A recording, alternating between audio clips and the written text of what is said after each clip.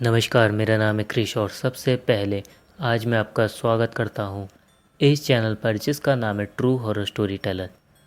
एक बार फिर से आज मैं आपके लिए लेकर आ गया हूँ एक नई और सच्ची हॉरर स्टोरी। आज मैं आपको जो कहानी सुनाने वाला हूँ वो कहानी दिल्ली के एक ऐसे फ्लैट की है जिसमें ये कहा जाता था कि ये फ्लैट हॉन्टेड है। असल में क्या था, इस फ्लैट में एक लेडी रहती थी जो कि जादू टोना करती थी। किसी कारण से उसकी इस फ्लैट में डेथ हो जाती है जो कि अनसुलझा था। अब उसकी डेथ के बाद में इस फ्लैट को हॉन्टेड मान लिया जाता था क्योंकि इस फ्लैट से रोने चीखने चिल्लाने की आवाज़ आती थी और ना ही कोई भी इंसान इसकी अफवाहों के कारण इस फ्लैट को ख़रीदना चाहता था। इस फ्लैट के आसपास जितने भी लोग रहते थे वो सब इस फ्लैट के आसपास से निकलने से भी डरते थे। मगर कुछ दो हस्बैंड वाइफ जिनको इस फ्लैट के बारे में नहीं पता था वो इसमें रहने आ जाते हैं और उसके बाद में उनके साथ ऐसी ऐसी घटनाएं घटती हैं जिसको आप इमेजिन भी नहीं कर सकते। आज की हमारी ये कहानी बहुत ज़्यादा इंटरेस्टिंग है। मुझे पूरी उम्मीद है ये कहानी आपको ज़रूर पसंद आएगी। तो बिना ज़्यादा बातें करते हुए आज की इस कहानी को हम शुरू करते हैं।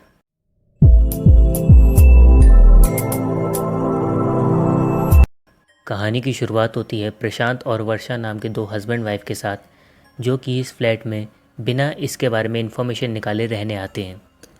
जैसा कि अक्सर होता है कि जो अफवाहों से ग्रसित ऐसे फ्लैट्स होते हैं वो कि कम रेट पे मिलते हैं, वैसा ही इस फ्लैट के साथ भी था।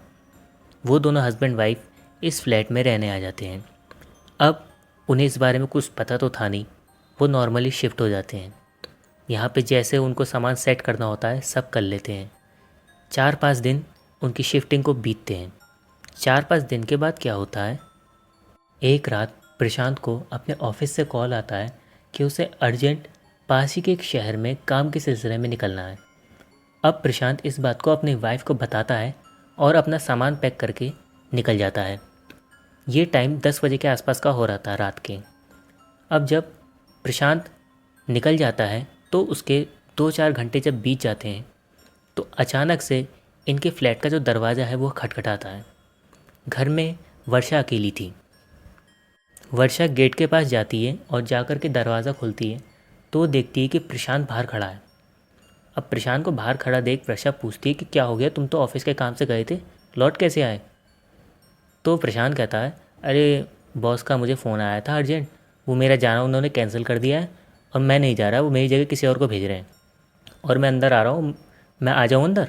कोई बात तो नहीं, इतनी मुझसे इन्फॉर्मेशन पूछ रही हो?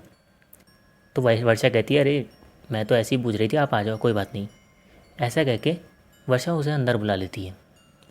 अब प्रशांत जब अंदर आता है तो सीधे वो बाथरूम में चला जाता है और बाथरूम में जाकर के निबट के आकर बिस्तर पे अपने वर्षा के पास जाकर के बैठ जाता है।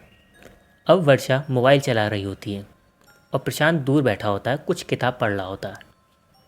तभी अचानक से क्या होता है, वर्षा को अपने नंबर पर एक वीडियो कॉल आती है। वर्षा उस नंबर को देखती है तो वो नंबर प्रशांत क्या होता है। अब वर्षा ये सोचती है, अरे ये घर में आ गए, सामने बैठकर मुझे वीडियो कॉल क्यों कर रहे हैं। वर्षा ये सोचते सोचते ही कॉल रिसीव कर लेती है।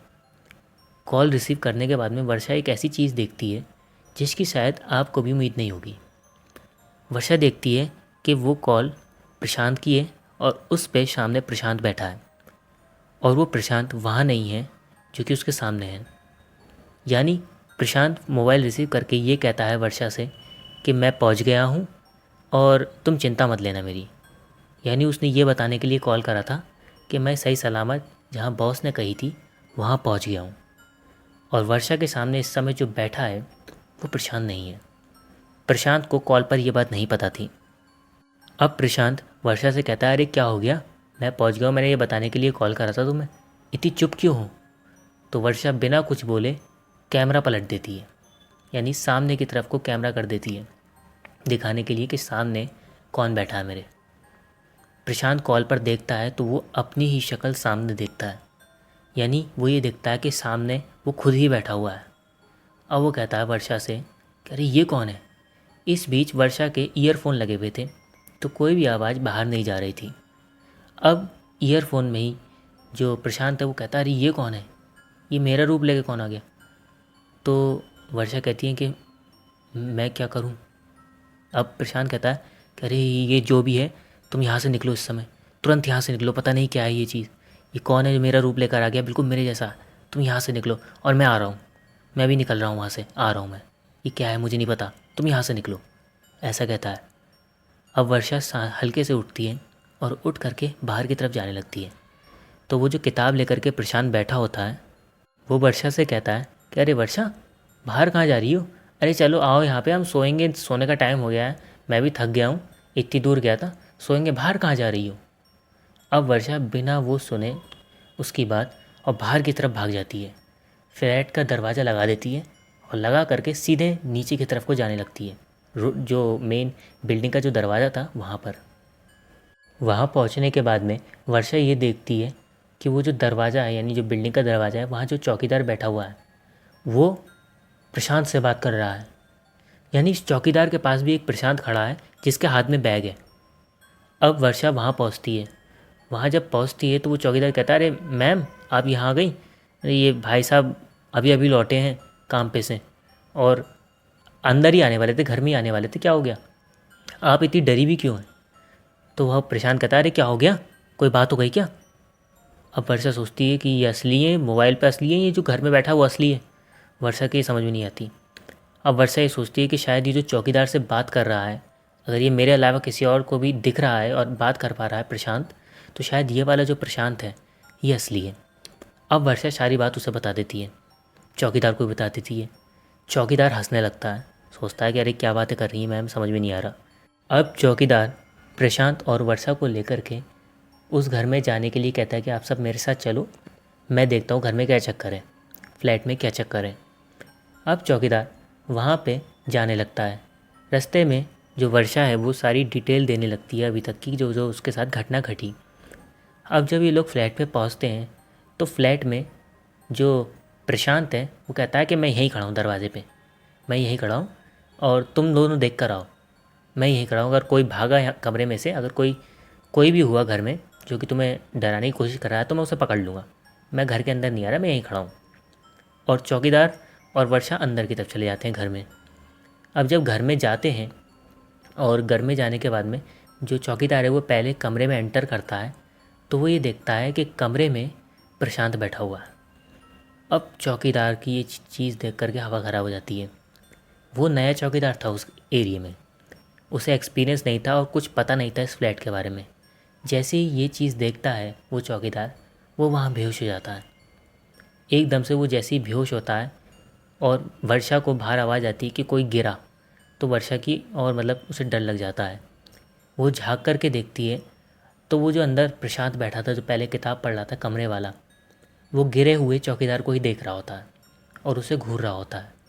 चौकीदार बेहोश हो गया था। अब बाहर एक प्रशांत खड़ा था। तभी अचानक से जो वर्षा का मोबाइल है उस पर भी कॉल आता है। उस पर प्रशांत कहता है कि अरे मैं निकल गया हूँ, बस कुछ ही देर में घर में पहुँच जाऊँगा, तुम चिंता मत करना, मैं आ रहा हूँ।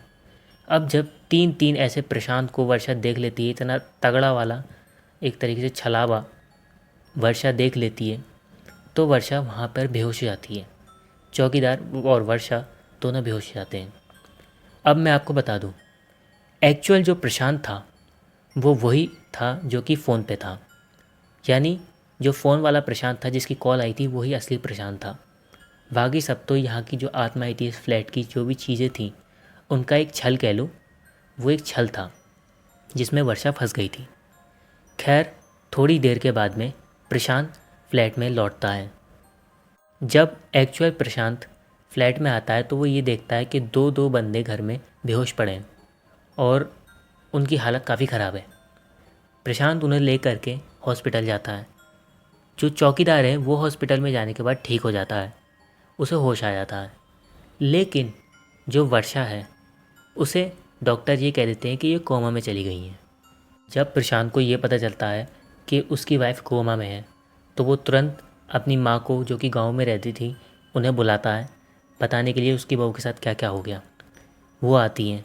वर्षा के घर से कोई इसलिए नहीं आता क्योंकि वर्षा जो थी वो इकलौती अपने पिता के साथ रहती थी, इनके कोई भी रिश्तेदार नहीं थे वर्षा के, इसलिए कोई आता नहीं है। क्योंकि जब शादी हुई थी प्रशांत की वर्षा से, तब तक जो वर्षा के पिता हैं उनकी डेथ हो गई थी उससे कुछ ही समय पहले, तो वर्षा के परिवार से कोई भी नहीं था। केवल प्रशांत जो था उसकी मम्मी आती हैं। अब वो आने के बाद में सारी चीज़ें देखती हैं। प्रशांत सारी बात बताता है उन्हें। सारी बात जब उन्हें पता लगती है प्रशांत की मम्मी को, तो वो सारी जानकारी निकालती हैं उस फ्लैट के विषय में। तो उन्हें सारी बातें पता चलती हैं कि जो फ्लैट है ये हॉन्टेड है और इसके बारे में ऐसी ऐसी चीज़ें मशहूर हैं। और वही जब हालत देखती हैं, सारी सिचुएशन देखती हैं, तो वो अपने ही एक जान पहचान के गुरुजी जो उनके थे गांव के, उन्हें बुलवाती हैं दिल्ली में। अब वो आने के बाद में सारी सिचुएशन देखते हैं कि क्या चक्कर है। तो वो ये बताते हैं कि देखो, ये वर्षा का जो भी इलाज है वो यहाँ तो नहीं कर पाऊँगा मैं। इतना तो पक्का है कि वर्षा किसी ऊपरी चीज़ में फंस गई है जो कि उस फ्लैट में है। वर्षा को उसी फ्लैट में लेके जाना पड़ेगा, वहाँ ही मेरी पूजा होगी और वहाँ ही मैं ये सब ठीक करूँगा। अब प्रशांत सोचता है कि मैं अब हॉस्पिटल से कैसे लेके जाऊँ। तो वो हॉस्पिटल वालों को ये कहता है प्रशांत कि देखो, मेरे पास ज़्यादा पैसे का हिसाब नहीं है। हॉस्पिटल वालों को कहानी समझाता है, कहता है कि मेरे पास ज़्यादा पैसों का हिसाब नहीं है और आप वर्षा का जो भी सेटअप है मेरे घर पे ही लगा दीजिए। मैं वहाँ पे नर्स बांध दूँगा इसकी देख रेख करने के लिए। हॉस्पिटल के रूम को मैं ज़्यादा टाइम तक अफोर्ड नहीं कर सकता। ऐसा कह के प्रशांत बहाना बनाता है और ले करके वर्षा को फ्लैट में वापस आता है। अब जिस रात तक प्रशांत को गुरुजी ने बताया था कि उस रात तक तुम वर्षा को फ्लैट में लेकर के आ जाना और सारा सेटअप तैयार कर देना, उस रात तक सब कुछ हो जाता है। अब जो गुरुजी हैं वो वहाँ आते हैं। आने के बाद में वहाँ पे उन्हें जो भी सामग्री चाहिए थी उसके हिसाब से वो पूजा स्टार्ट करते हैं। पूजा करने के 1 घंटे बाद अचानक से एक ऐसी चीज़ देखने को मिलती है जो कि सबको चौंका देती है। जो वर्षा है वो अचानक से उठ के बैठ जाती है, यानी कोमा में पड़ी वर्षा उठ के बैठ जाती है। और उठ के बैठ करके वो जैसी अपनी आंखें खोलती है तो उसकी आंखों की पुतलियाँ ऊपर की तरफ चढ़ चुकी होती हैं और बिल्कुल वाइट वाइट उसकी आंखें दिख रही होती हैं। उसके बाद में वो अलग अलग आवाज़ों में जो पंडित जी हैं, जो गुरु जी वहाँ बैठे हैं, उनको धमकी देना शुरू करती हैं और कहने लगती है कि हे पंडित, तेरा भी तो परिवार है, क्यों अपने परिवार की बलि चढ़ा रहा है तू? ये जो घर है ये हमारा है, इससे हमें कोई नहीं निकाल सकता और हमारी मर्जी के बगैर ये परिवार यहाँ रहने आया है और अब हम इस चीज़ की इन्हें सज़ा देंगे। ऐसा कहने लगती है, अलग अलग तरीके से पंडित जी को धमकी देने लगती है। जो प्रशांत है वो इस चीज़ को देख करके बहुत डरने लगता है। वो सोचता है कि मैं क्या करूँ, कुछ करूँ, मगर पहले ही जो गुरुजी हैं उन्होंने कह दिया था कि कुछ भी मत करना, कोई भी ऐसी गलती मत करना जो मुझे बचाना भारी पड़ जाए, इनको, तुम्हारी पत्नी को, कुछ भी मत करना गलती। तो प्रशांत वहाँ शांति से खड़ा रहता है। अलग अलग तरीके से वो सबको डरा रही होती है और बहुत अलग अलग आवाज़ में, कभी किसी औरत की, कभी किसी आदमी की आवाज़ में बात कर रही होती है। क्योंकि असल में इस फ्लैट में जब तक ये आए थे रहने के लिए, प्रशांत और वर्षा, तब तक कई सारी आत्माएं इकट्ठी हो गई थीं और जो वर्षा है उसके शरीर में कोई ऐसा द्वार जो कि खुल गया था, जिसके बाद में अनेकों आत्माएं बार बार उसके शरीर में आना जाना कर रही थीं और अपनी अपनी बातें कह रही थीं। खैर, ये जो पूजा है उसे गुरुजी 4 से 5 घंटे लगातार करते हैं और करने के बाद में जब पूजा पूरी होती है तो लास्ट में जा कर के एक जल गुरुजी देते हैं प्रशांत को, जो कि इस पर छिड़कना था, वर्षा पर, और उसके बाद में जैसे ही छिड़को उसके बाद में इसे पिलाना था। वर्षा को जो प्रशांत की माँ है वो पकड़ लेती है और उसके बाद में प्रशांत उस पर जल छिड़कता है।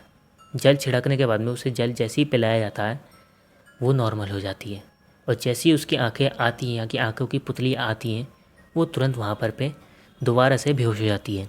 मगर पंडित जी, जो गुरुजी वहाँ बैठे थे, वो ये कह देते हैं कि अब ये ठीक हो गई हैं, अब ये दोबारा थोड़ी देर में होश में आ जाएंगी, कोई परेशानी वाली बात नहीं है।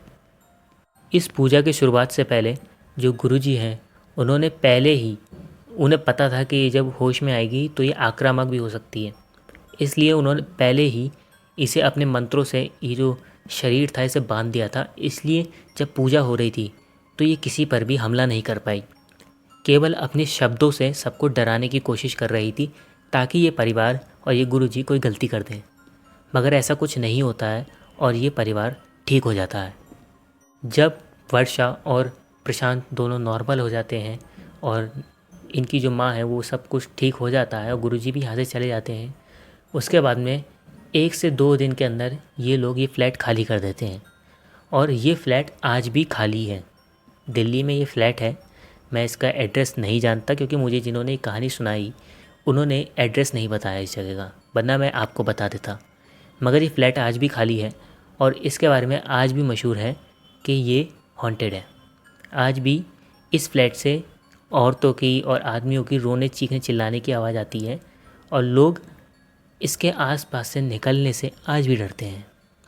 खैर, इसी बात के साथ आज की हमारी ये कहानी यहीं समाप्त होती है। अब मैं आपसे कहना चाहूँगा कि यदि कोई ऐसी बात जो कि इस कहानी में आपको समझ में नहीं आई हो तो आप मुझसे कमेंट बॉक्स में ज़रूर पूछ सकते हैं, मैं आपको उसका ज़रूर जवाब दूँगा।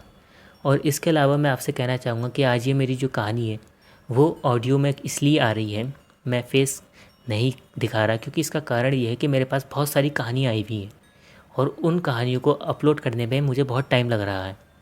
मुझे कई सारी कहानियाँ लगातार अपलोड करनी है, इसलिए मैं ये कहानी ऑडियो में डाल रहा हूँ क्योंकि वीडियो जब तैयार करनी होती है तो उसमें काफ़ी टाइम लगता है, जिससे बहुत सारी कहानियाँ पेंडिंग पड़ी हैं। खैर, इन सब बातों को साइड में रखते हैं और ये कहानी आपको कैसी लगी मुझे ये ज़रूर आप कमेंट में बताना। और इसके अलावा अगर ये कहानी अच्छी लगी तो लाइक शेयर ज़रूर करना। और इसके अलावा मैं आपसे कहना चाहूँगा कि यदि आप ऐसी कहानी और भी सुनना चाहते हो तो चैनल को सब्सक्राइब कर लेना। और बस यही हमारी आज की वीडियो समाप्त होती है। अपना समय हमें देने के लिए आपका बहुत बहुत धन्यवाद।